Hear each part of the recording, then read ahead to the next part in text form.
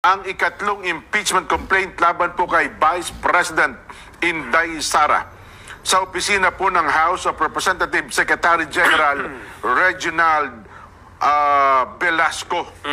Kaina pong umaga ito. Ayan po, ipinakikita namin sa telebisyon. Pinangunahan po ito ni Attorney Amando Virgil Ligutan.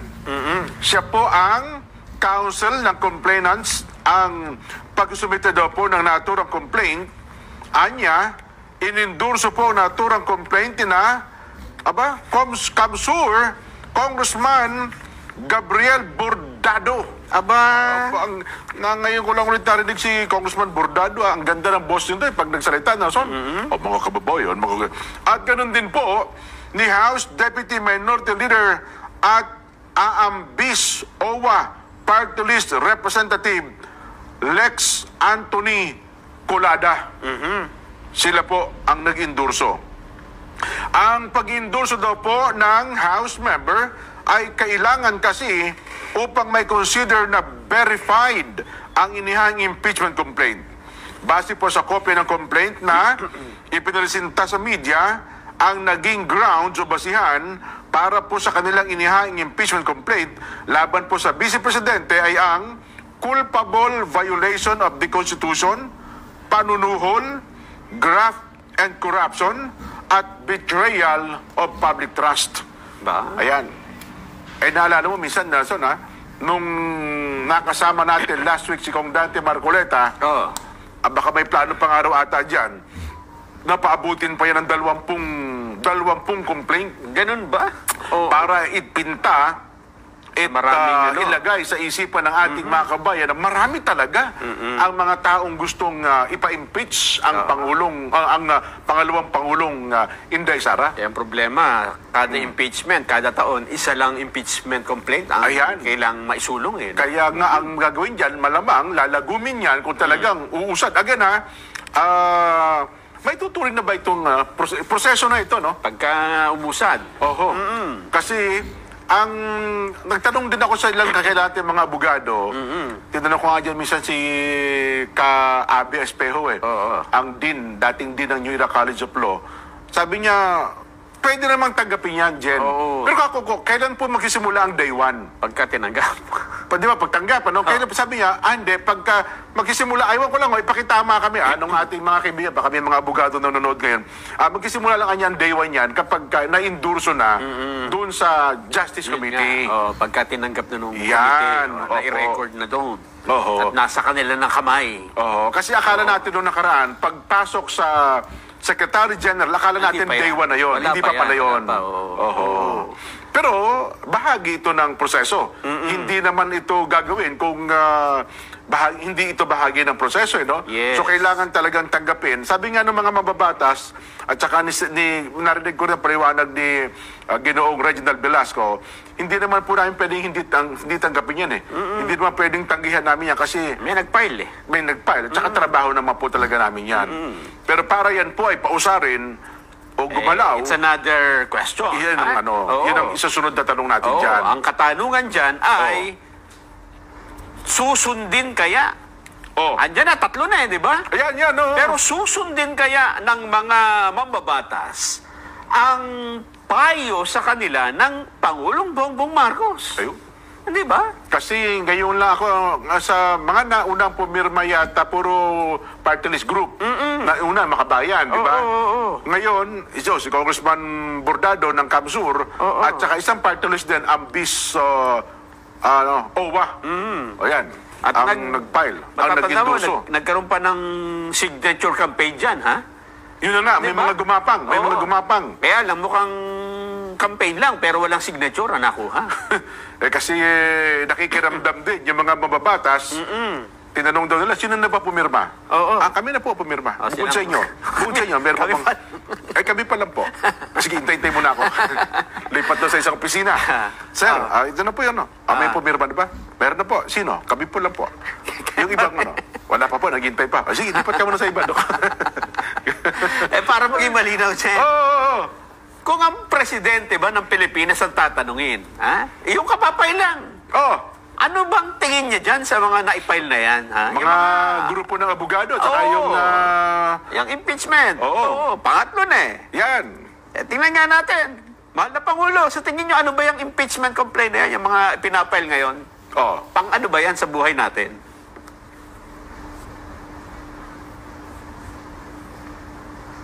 Busy yata yung presidente nga. Puyat. Buffering. Sabi ko. Buffering.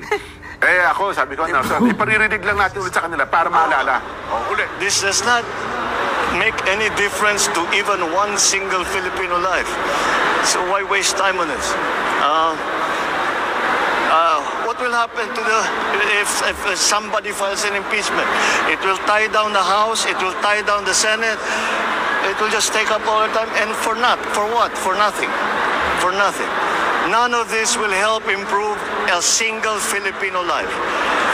As far as I'm concerned, it's a storm in a teacup. Ayun, di ba? Ang linaw. Malinaw na malinaw. Ano ang hari? Yung sinabi ng Pangulo. Yan. Di ba? Opo. Ang sabi ng Pangulo, wala ito. Walang kwentang bagay yan. Di ba? Ako, bilang isang mamamayang Pilipino, naniniwala ako dyan sa sinabi ng Pangulo na yan. Ay, totoo. Kasi nakikita niya ang higit na nakararami kumpara sa atin. At ano yung ikakaganda at para sa mas higit na nakararaming Pilipino. Ay, totoo naman. Oo. Kaya nga yung budget, national budget, hindi pa niya pinirmahan eh. Ba? Kasi tinitingnan din niya kung ito ba ay meron nga bang mga aspeto dito na mukhang hindi maganda. Tinitimbang-timbang niya. Tinimbang. Sa ibang departamento, tinimbang niya, ngunit kulang. Yun nga. Sa ibang departamento naman, tinimbang, ngunit sobra-sobra. Labis-labis naman daw. Kaya nga. Oh. Kaya kami po ay sumang-ayon dyan sa pananaw na yan ng Pangulo. Kasi kami ay ang gusto namin, mga kababayan. At marahil, hindi kayo tututol sa gusto namin. Ang gusto namin ay mas maging mapayapa ang Pilipinas, di ba? Unahin ng kapayapaan. Mas mapakinabangan ng taong bayan, lalo na ng mga mahihirap, ang mga ginagawa ng mga mamabatas. Ayan. Ang sabi ng Pangulo kanina, para saan yung ginagawa natin? Oho. Gaganda ba ang buhay ng kahit isang Pilipino kapag ginawa pa natin yan? Well, baka yun ang pananaw ni Congressman Bordado. At saka itong si Congressman, Congressman Lex Anthony Colado. Ayan. Kaya kung naunawaan nyo yung sinabi ng Pangulo, kasama kayo siya maghahanda na ito ay paboran, di ba? Parang suportahan natin ang Pangulo sa sinabi niya na yan dahil yan ang magbubunga ng mas higit na pagkakaisa eh. Ayun. Di ba? Si Congressman Bordado ba sa Kamsur tatakbo uli? Kasi Ay, hindi ko alam. kung yun ang pananaw ng Pangulo. At sabihin halwa, di ba, ano ba ito? Minority group o majority? Hindi ko masyadong kilala Hindi ko yan, talaga kasi, ang natatandaan ko lang yung pelikula ni... Fernando po Jr. si Bordado. Pero, ito ang kilala ko kasi, pag nagsalita ito, Nelson, talaga mapapalingon ka. Ganun ba? Parang ano ito, parang Mark Monroe ang boss nito. Dapat kumanta na lang siya ng And now, the end is near. Siguro, Jeff, maipakita natin. Gano'n na ba karami ang nagpahayag na tama yung sinabi ng Pangulo na yan? Kasama kami sa maghahanda para yan ay una, ipanalangin na manatili ang kapayapaan ng bansa. Okay. Pangalawa ay ipakita sa Pangulo na marami ang naniniwala sa kanyang sinabi na yun. Marami ang sumusuporta sa kanyang opinyon. Oo. Na yan pang-agaw lang na oras at walang kabuluhan sa bawat Pilipino. Eto dyan, kumuha ko, kaya nawala ako kahapon. Ganon? Pinagtitingnan ko lahat kung alin na yung mga nakapaghahanda na ha? Yan. Kumpara, ang gusto natin sabihin ito, Pangulong Bongbong, ikumpara niyo po yung mga nagsusulong ng impeachment. At saka itong mga tao na ipakikita namin sa inyo na kasang-ayon po ng inyong opinyon. Kasang-ayon. Kaya magpakatatag kayo, mahal na Pangulo, dahil marami po ang pabor dyan sa sinabi nyo na yan, ha? Yan. Huwag kayong matitinag dyan sa paninindigan na yan. Sige nga. Pumunta ako ng Rizal dyan, nag-ikot-ikot ako. Ayan, tingnan mo, sa Rizal. Yan, Kitang-kita. Yan, Pililya. Pelilya. Oo. Oh, kaya nakita mo sabi niya, anak, mag-ingat ka doon, ha? Oo. Kung saan ka mang pupunta. Dahan-dahan. Ayan. Ayan, Cardona. Nako. Magkakadikit lang yan eh. Oh. Santamba ka. Cardona yan. Oh, maliliit na dako pa lang yan, ha? Oh. Maya-maya, doon sa mas malalaki pa. Cardona, oh. Talaga naman. Kabanatuan, no? Nueva Ecija. Oo. Isang sakay lang yan mula Rizal eh. Sumakay ako dyan eh. Saan kayo dumaan? Aeroplano. Oh. Gataran. Oo. Ano, Katangraran pala, Katangraran. Oh. Yan. Pati ba na Masbate? Tawid dagat yan, ha? Kawayan yan, Masbate. Oo. Kawayan, Masbate. Oh. Pinaghalo-halo na eh. Para madaling i-edit. Concepcion. Marikina yan. Marikina yan. Oh. Yan. Pakalaki din dyan sa Concepcion. Oo. Oh. Ito, Kaunlaran. Sa may gawin ng Kamanaba area yan. Makakasama natin lahat niyan. Wow. Yan, kapag ginawa na natin yung ating pinaghahandaan. Yan, oh. Lawag. Ilocos Norte. Ay, kidala ko isa. Sir, pakidala po ng isang isang tag doon yung ating bagnet. Galing Lawag, ho. Oh, yan, oh. Las Piñas. Ayan, mas malapit-lapit yan. Oh. Las Piñas area. Lahat ng yan ay nakikipagkaisa dyan. Oh. Mapulang lupa, Las Piñas din po yan. Oh. Balikan natin yung Marikina, maya-maya.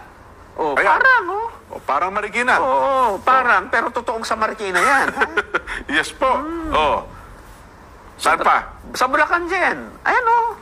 Bulacan. Ito, Pritil, Bulacan. Oh, ganyan kadami po yung sumusuporta sa inyo, Pangulong Bongbong, ha? Sasama yan dyan. Ha? Oo. Once na sinabi natin, dito po tayo, pupunta lahat dyan. Oo. Oh, Atimunan, Gumaka. Ba, Sa malalayo Quezon rin. lahat yan. Oho. Anytime yan. Oh. Lumutan, Quezon. Oh, sa Tangos. Dito naman. Sinabi ko na, bawal dyan ang pango eh. Chaong. Ba? Oh. Sampaguita Village. Sampaguita sa ano yan? Sa New Bilibid. Sa loob ng compound ng New Bilibid Prison. Ganun ba? Oo. Oo. Santa Cruz, Laguna. Medyo Yan. malayo-layo ito. Oo. Nako. Meron pa ba? Ito, Santa Rosa. dami. Nako, napakarami. Oo. Tumambay pa sa labas. Gusto talagang ipakitang mahal na sana. Pangulo. Ito po, ganito kami karami. Oh. Ready na ho kami, anytime. Oo. Tawagan nyo lang kami. Sabi nila. Oho. Inihintay lang namin. Pero ganun pa man, habang sila naghihintay, ito, Santo Cristo. Ayun. Oh. Ganyan pa sabi ko sa inyo, baka akala kasi na lumalamig yung ating paghahanda. Dire-diretso yan. Oh. Yan po'y bahagi para ng paghahanda, mga kababayan. At kung meron tayong pangatlong inahain, nakita niyo po again, Pangulong Bongbong, ito po yung mga larawan ng mga kapatid na naghahanda po para suportahan ang inyong naging pahayag na tutol kayo sa impeachment. Oo. At Dahil ganoon din yan naman. walang bungang mabuti. Ha? Walang magandang ibubuti sa ating lipunan. At habang sila naman ay nasa kanilang mga dako, yung kapilya, Nelson, abay tuloy-tuloy din po ang kanilang panalangin. Ayun nga. Yung atin pong devotional prayer para po sa kapayapaan ng ating bansa.